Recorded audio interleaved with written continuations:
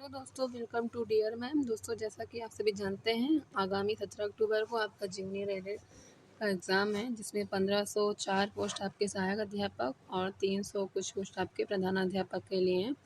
उसमें 50 नंबर का common paper रहेगा जीएस का। उसमें 5 से 6 नंबर आपका रीजनिंग इंक्लूड रहेगी। अब बाकी आपका 100 नंबर रहेगा और सब्जेक्टिव रहेगा। तो अब चलते हैं अपने आज प्रैक्टिस नंबर 5 में। अभी तक मैंने 4 प्रैक्टिस का करवा दिया है और मैंने क्वेश्चन बहुत चुनिंदा लाई हुई हूँ। क्वेश्चन जो मैं जितना लाई हूँ सारे एग्जाम में, किसी ना किसी एग्जाम में, रिसेंटली जो एग्जाम हुए उसमें पूछे गए हैं। तो चलते हैं अपने पहले क्वेश्चन की ओर। क्वेश्चन है, निम्नांकित में कौन सा सुमेलित नहीं है? तो देख लीजिए, इससे आपके एक क्वेश्चन के अंदर आपके 4 क्वेश्चन तैयार होंगे। पहला क्वेश्चन है अनुच्छेद 79। तो इससे आपका क्या होता है? संसद का गठन होता है। सरल, सरल एक वर्ड है, तो सरल में आप 79 से आपका संसद और 80 से आपका राज्यसभा और 80 से आपका लोकसभा का गठन होता है। आर्टिकल की बात कर रहे हैं। धन विधेयक की परिभाषा आपकी आर्टिकल 110 में की गई, मगर यहाँ 226 दिया, तो ये गलत है। अनुच्छेद 153 में राज्यों के राज्यपाल के होने का प्रावधान है। अनुच्छेद 124 में सर्वोच्च न्यायालय का। चलते हैं नेक्स्ट क्वेश्चन की ओर। छत्तीसगढ़ राज्य का गठन किसके विभाजन से संपन्न हुआ था? तो छत्तीसगढ़ राज्य का गठन जो है आपके मध्य प्रदेश के विभाजन से संपन्न हुआ था। मध्य प्रदेश से अलग हुआ था छत्तीसगढ़ राज्य। इसकी स्थापना नवंबर 2020 में देश का 26वां राज्य बना था, 2000 में नवंबर में। नेक्स्ट क्वेश्चन है, संविधान का कौन सा अनुच्छेद बच्चों के शोषण का निषेध करता है? तो यह अनुच्छेद 24। भारत के संविधान में जिसकी संस्कृति पर मूल कर्तव्यों को जोड़ा गया था वह था स्वर्ण सिंह समिति के संस्कृति पर मूल कर्तव्यों को जोड़ा गया था। वह एक अनुच्छेद जिसे सर्वोच्च न्यायालय ने इस प्रकार व्याख्यात कर दिया है जिसकी उसमें समस्त कल्पनीय मानवाधिकार सम्मिलित हो गए हैं। वह अनुच्छेद कौन सा है? 21 है।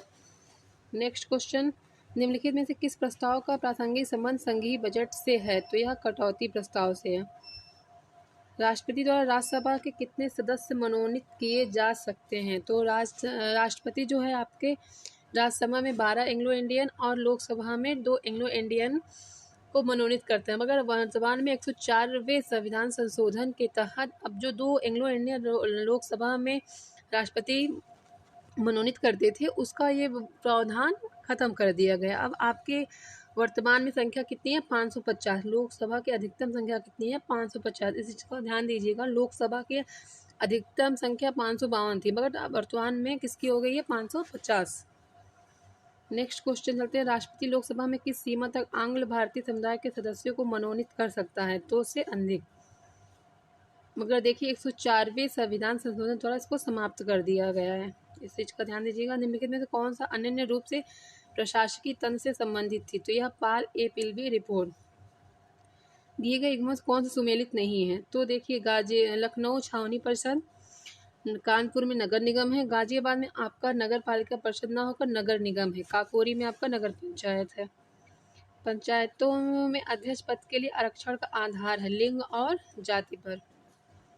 हड़प्पा संस्कृति की उत्तरी सीमा का निर्धारण करता है मांडा।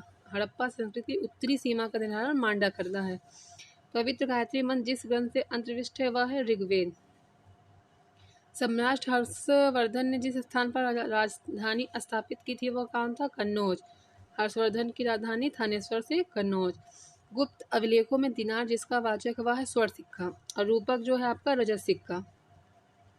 निम्नांकित शासकों में आगरा को जिसने राजधानी बनाया था वह कौन था? सिकंदर लोदी। सिकंदर लोदी ने ही आगरा नगर की स्थापना की थी। जिस व्यक्ति ने कहा था हिनोज दिल्ली दूरस्थ, दिल्ली अभी दूर है, तो वह कौन थे? निजामुद्दीन औलिया। निम्नलिखित शासकों में जिसने एक सिख गुरु का सर कलम करवाया था वह कौन था? इसमें से कोई नहीं था।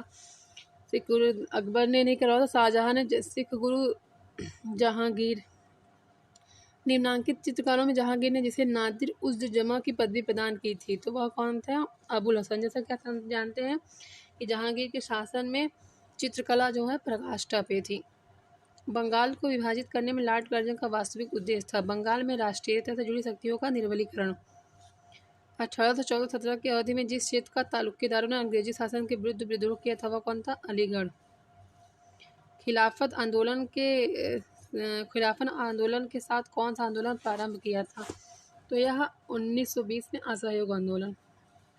सन्यासी विद्रोह भड़कने का स्थल था बंगाल और इसी पे आनंद भट्ट आपका बंकिम चंद्र चटर्जी ने इसी समय लिखा हुआ था।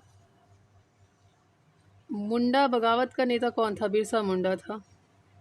निम्नलिखित में से वो कौन सा व्यक्ति था जिसने वर्ष 1931 में गुरुवायूर मंदिर में अछूतों को प्रवेश संबंधी प्रयास का नेतृत्व किया था? यह कौन थे? टी.एस. माम्बू। भारत पाक के मध्य शिमला समझौता आपका शिमला समझौता 1972 में हुआ था। निम्नलिखित विश्वविद्यालयों में जिसकी स्थापना 1916 में हुई थी? तो बनारस हिंदू विश्वविद्यालय की स्थापना 1916 में हुआ था। उन्होंने कांग्रेस के बनारस अधिवेशन की अध्यक्षता की। सूरज फूट के बाद उन्होंने उत्तरवादियों नेतृत्व किया। उन्होंने दक्षिण अफ्रीका पहुंचकर गांधी जी के साथ महत्वपूर्ण सेवा की। सर्वेंट्स ऑफ इंडिया सोसाइटी की स्थापना 1905 में हुई थी, इस चीज का ध्यान दीजिएगा। ये थे गोपाल कृष्ण गोखले। क्रिप्स मिशन आपका 1942 में आया और कैबिनेट मिशन 1946 में। निम्नांकित में जिन्होंने वारनक्यूल प्रेस एक्ट का निरसन किया था वह कौन थे? रिपन। सन 1939 में निम्नलिखित में कौन सा all India state people conference का अध्यक्ष था? तो 1939 में जे.एल. नेहरू। भूदान आंदोलन के प्रवर्तक विनोबा भावे। निम्नलिखित में कौन सा पद था जिसे 1932 में हरिजन बंधु में परिवर्तित कर दिया? नवजीवन को। इंडियन नेशनल कांग्रेस के जिस स्थान पर आयोजित अधिवेशन में बाल गंगाधर तिलक ने घोषणा करी थी स्वराज मेरा जन्म अधिकार है, मैं उसे लेकर रहूंगा, तो यह लखनऊ अधिवेशन में। नमक सत्याग्रह के दौरान गांधी जी की गिरफ्तार हो जाने पर आंदोलन के नेतृत्व का भार जिसने संभाला था वह थे अब्बास तैयब जी। अब्बास तैयब जी। फिलॉसफी ऑफ बॉम्ब नामक व्यूवरणिक का लेखक कौन है? भगवती चरण वोहरा। वह कौन सा वर्ष था जब इंडियन नेशनल कांग्रेस ने पूर्ण स्वाधीनता को अपने लक्ष्य अंगीकृत किया था? यह लाहौर अधिवेशन 1929 का था। इस आंदोलन के चलते रविन्द्रनाथ ठाकुर ने अमार सुनार बांग्ला नामक गीत की रचना की थी। यह स्वदेशी आंदोलन जब बंगाल का विभाजन हुआ था उसके जस्ट बाद का। निम्नलिखित आंदोलनों को पूर्व पर क्रम में व्यवस्थित कीजिए। अब इसमें आप देखिए, खिलाफत आंदोलन आया था 1920 में। उसके बाद खिलाफत के बाद जस्ट असहयोग आंदोलन इसके साथ शुरू किया गया था। फिर सबने अवज्ञा आंदोलन और भारत छोड़ो आंदोलन 1942। दिन के प्रकाश में हरित वर्णों को क्लोरोफिल सार जिस वर्ण से प्रदीप्त होता है वह है लाल। सूर्य की विकिरण ऊर्जा किसका परिणाम है? नाभिकीय संलयन का। दांत कंबुरित हो जाते हैं जब पेयजल में प्रचुर मात्रा में रहती है फ्लोरीन। हृदय कब विश्राम करता है? तो हृदय कभी विश्राम नहीं करता। और कौन सा मानव अंग है जिसके रोगग्रस्त हो जाने पर डायलिसिस की जाती है? तो यह वृक्क। विटामिन इसमें हमको क्या करना है? सुमेलित करना। विटामिन 12 में क्या पाया जाता है? गोपाल। हीमोग्लोबिन में क्या पाया जाता है? आयरन। क्लोरोफिल में आपका मैग्नीशियम और चाल्कोपायरेट में आपका कॉपर पाया जाता है। विकिरण चिकित्सा में कोबाल्ट 60 के लिए इसलिए उपयुक्त हो जाता है क्योंकि इसके विशिष्ट गुण के कारण उत्सर्जित होता है गामा किरणें। कोबाल्ट 60 जो है आपका गामा किरणें उत्सर्जित करता है। नेक्स्ट क्वेश्चन है, निम्न प्रकार के वृक्षों में सामाजिक वानिकी हेतु किसका रोपण को प्रोत्साहित किया जाता है? तो यह बहुउपयोगी है इसलिए।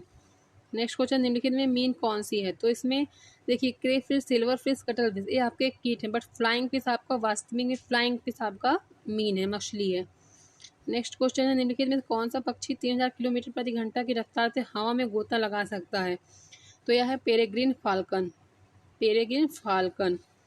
निम्नलिखित में कौन सा युग में सुमेलित नहीं है? तो भील आपकी जनजाति राजस्थान में पाई जाती है, संथाल आपका झारखंड में, और ये गारो खासी जानती है आपका मेघालय में, और टोडा आपका तमिलनाडु में। तो दोस्तों ये रहा आपका 50 क्वेश्चन का सीरीज। कैसा रहा यह सेशन? कितने आपके क्वेश्चन सही हुए ये कमेंट बॉक्स में जरूर बताइएगा। थैंक यू दोस्तों।